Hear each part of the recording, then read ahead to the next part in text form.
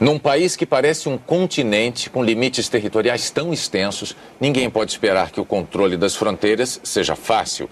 Mas quando o Jornal Nacional se dedicou a retratar essa dificuldade, acabou revelando algo mais grave. O Brasil não faz o mínimo necessário para proteger seus domínios e sua população de armas, de drogas, de criminosos que entram e saem quando e como querem. A série de reportagens sobre a vulnerabilidade das nossas fronteiras conquistou o prêmio ibero-americano Rei de Espanha. Foi exibida em abril de 2002 e continua atual. Dividimos os mais de 15.700 quilômetros da nossa fronteira em 4 pontos. No sul, o repórter Ricardo Azeredo percorreu quase 1.800 quilômetros entre o Brasil, o Uruguai e a Argentina. Nas barrancas do Rio Uruguai, ele registrou a ação dos contrabandistas. Encontrou estranhos personagens da noite que tentavam impedir o roubo de gado e descobriu o incrível comércio clandestino controlado por um exército de motoqueiros. O repórter Wilson Kirsch mergulhou nos bastidores da mais movimentada fronteira brasileira, em Foz do Iguaçu. Num trecho de 200 quilômetros, flagrou a ação dos bandidos que fazem de tudo para enganar a fiscalização na Ponte da Amizade. E as quadrilhas que demoram 5 minutos para levar um carro roubado no Brasil para o Paraguai. No Centro-Oeste, o repórter Fernando Parracho constatou que as organizações criminosas escolheram a região de quase 2.300 quilômetros para suas operações. Uma área onde se chega a outro país atravessando a rua. E na sensível e extensa fronteira de quase 11.000 quilômetros na Amazônia, o repórter Idenilson Perim navegou por rios brasileiros, onde barcos colombianos e peruanos circulam livremente. O mesmo caminho usado por traficantes de armas e drogas. É por lá que começamos a nossa viagem.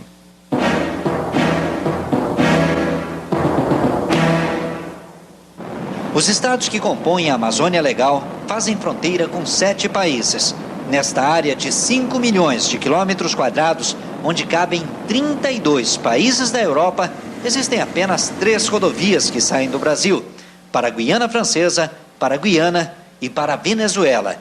A linha de fronteira aqui é traçada por rios e mato. Todo tipo de criminalidade, tráfico de armas, de entorpecentes, crime contra o meio ambiente, aí você inclui biopirataria, extração ilegal de madeira. 3 barcos da Polícia Federal percorrem a região. Às vezes, os agentes navegam o dia inteiro sem encontrar ninguém. A gente conhece o barco colombiano, né? E que é diferente até a pintura, né, do barco. Eles passam sempre por aqui. Os lagos do município de Santo Antônio do Içá são os preferidos pelos barcos colombianos. Eles compram os peixes ornamentais pescados pelos moradores brasileiros. Uma prática ilegal e predatória. Eles flecham a aruanã no toco da cabeça, aí eles pegam todos os filhotes. E as aruanã, quando eles não aproveitam, eles jogam para fora. E elas não vão mais sobreviver, vão morrer. Com os peixes contrabandeados de rios brasileiros, a Colômbia se tornou um dos maiores exportadores de peixes ornamentais do mundo. A Venezuela também está lucrando com a frágil fronteira do Brasil. Contrabandistas trazem gasolina, que lá custa 40 centavos o litro, para vender aqui.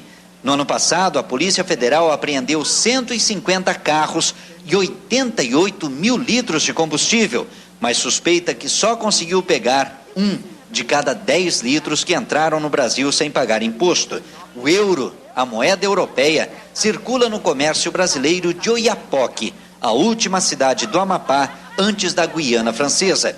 Vem dinheiro de fora, mas vem também drogas e armas. Este fuzil, que dispara até 700 tiros por minuto, foi apreendido com um menino colombiano de 12 anos que navegava em águas brasileiras. A vizinhança com a Colômbia é o que mais preocupa o Brasil.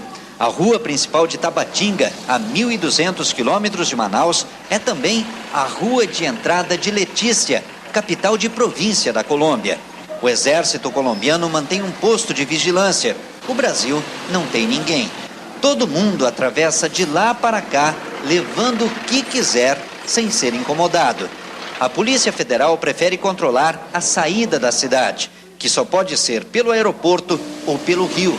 Barcos estrangeiros podem entrar até 1.000 quilômetros em território brasileiro sem pedir autorização.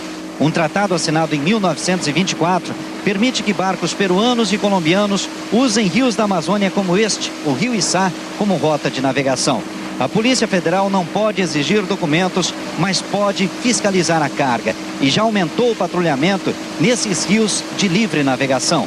Os policiais param embarcações, percorrem trilhas que podem estar sendo usadas por traficantes e buscam a cumplicidade dos últimos brasileiros.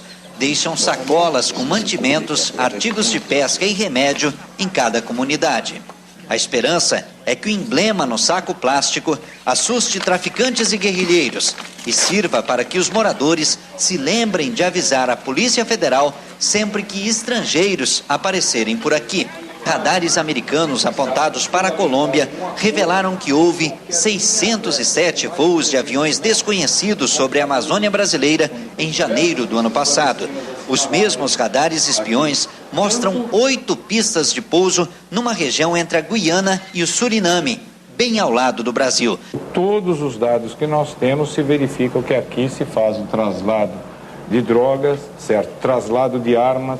Cercado de mapas e fotografias de satélite, o delegado Mauro Espósito comanda a Operação Cobra, uma barreira de 280 homens que tenta evitar que guerrilheiros e traficantes, fugindo do exército colombiano, venham parar no Brasil. Estão empurrando os guerrilheiros que se encontravam aqui na zona liberada e que só tem, deixando só um caminho para eles. Os rios que fluem para dentro do território brasileiro. Em julho, toda a movimentação na região começa a ser monitorada pelo CIVAM. O Sistema de Vigilância da Amazônia terá 25 radares interligados e ainda aviões capazes de localizar até barcos usados pelo tráfico à noite. Fronteira sensível, pela sua extensão, pela importância da área que ela contorna, que ela delineia, e também pelo horizonte cinza do entorno. O primeiro confronto já ocorreu. Soldados do Exército afundaram um barco com 5 colombianos depois de uma troca de tiros em Ipiranga. O material encontrado indica que eram guerrilheiros das Farc. As Forças Armadas brasileiras mantêm 26 mil homens para patrulhar a fronteira da Amazônia. Foram 4.000 quilômetros de carro, 15 dias de viagem entre as cidades de Coronel Sapucaia e Porto Espiridião, enfrentando os perigos de uma fronteira dominada por traficantes. Ficamos 3 dias no encalço do homem que usa o ônibus para traficar drogas na região.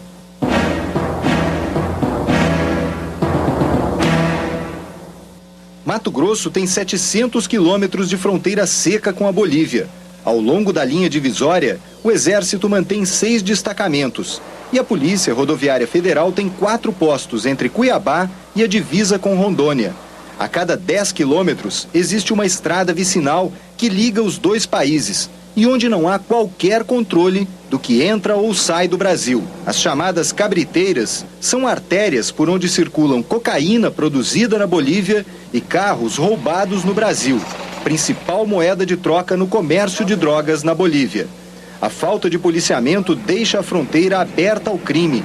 Este homem vive do tráfico de drogas na fronteira do Brasil com a Bolívia. Vou lá frequentemente, umas 2 vezes por mês, busco, venho, não tem problema nenhum. Antes de amanhecer em Cáceres, a 200 quilômetros de Cuiabá, ele embarca no ônibus em direção a San Matias, na Bolívia. 8 horas depois, em território boliviano, o traficante pega o mesmo ônibus de volta ao Brasil, com a droga escondida no corpo.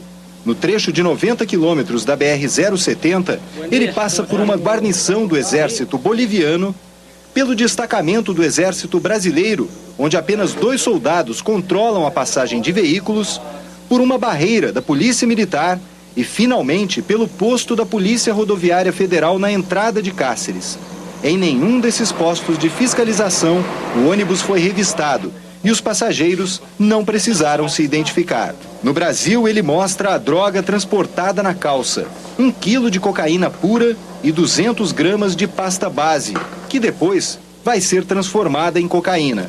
Qual é a quantidade que você imagina que passe de cocaína da Bolívia para o Brasil todos os dias? Eu calculo média de 80 a 100 quilos por dia, talvez passe até mais. Grupos armados de brasileiros e bolivianos invadem fazendas tradicionais da região. Expulsam empregados, roubam o gado, destroem galpões e casas e mantém homens armados para impedir a entrada dos proprietários. Este fazendeiro tenta reaver na justiça a terra invadida há 4 anos. Além da revolta, que é muito grande, é a desilusão, aquilo que a gente não gostaria de ter. Cria um verdadeiro terrorismo nos proprietários, e a intenção deles é justamente essa: buscar o que tem de valor dentro dessas propriedades. Nesta região da fronteira entre Brasil e Bolívia, assaltantes, grileiros e traficantes agem com ousadia. Um exemplo disso está aqui. O posto avançado da Polícia Militar em Porto Esperidião foi destruído a tiros e golpes de picareta. Os PMs não voltaram mais para cá. O posto foi construído com a ajuda de proprietários rurais que pedem uma presença mais efetiva das Forças Armadas na fronteira. Além de combater esse tipo de crime, vai combater o tráfico de droga, armas. Na fronteira do Brasil com o Paraguai, em Mato Grosso do Sul, moradores estão assustados. É o medo, do que pode vir a acontecer. Em Coronel Sapucaí, a 450 quilômetros de Campo Grande, a falta de segurança está fazendo muita gente ir embora. A cidade, vizinha a Capitambado, no Paraguai, se transformou numa base de operação de criminosos vindos de outros lugares do Brasil. E um dos motivos é a facilidade que assaltantes e traficantes encontram de se esconder da polícia brasileira. Basta atravessar a rua e a pessoa já está em território paraguaio. Policiais que investigam o crime organizado dizem que grupos especializados em roubo e ligados ao narcotráfico usam o dinheiro para comprar armamentos e financiar a fuga de presos nas principais capitais brasileiras. A fronteira é muito desprotegida, de certa forma, porque nós temos a estrutura das polícias, de uma forma geral, tanto brasileira como paraguaia, uma certa deficiência no combate a esses criminosos. A cidade paraguaia de Pedro Juan Cabalheiro também é ligada por uma avenida a Ponta Porã, no Brasil. Este jornalista paraguaio investiga há 10 anos as ações dos narcotraficantes. Ameaçado de morte, vive escoltado por agentes da Polícia Nacional. Não se afasta da arma nem no escritório. Ele afirma: na fronteira Brasil-Paraguai, o traficante Fernandinho Beiramar, que está preso no Brasil, mantém um quartel-general e um bunker, onde armazena uma grande quantidade de armamentos, cocaína e dólares. É desse lugar que pessoas de confiança do traficante controlam o tráfico de drogas para o Brasil a partir do Paraguai, na região de Capitambado. Passamos 10 dias na Ponte da Amizade, entre Foz do Iguaçu e Cidade do Leste, registrando o combate ao tráfico de drogas e ao contrabando, num lugar em que circulam 15 mil pessoas por dia. Também subimos o Rio Paraná, uma fronteira natural que é vencida pelas quadrilhas em poucos minutos.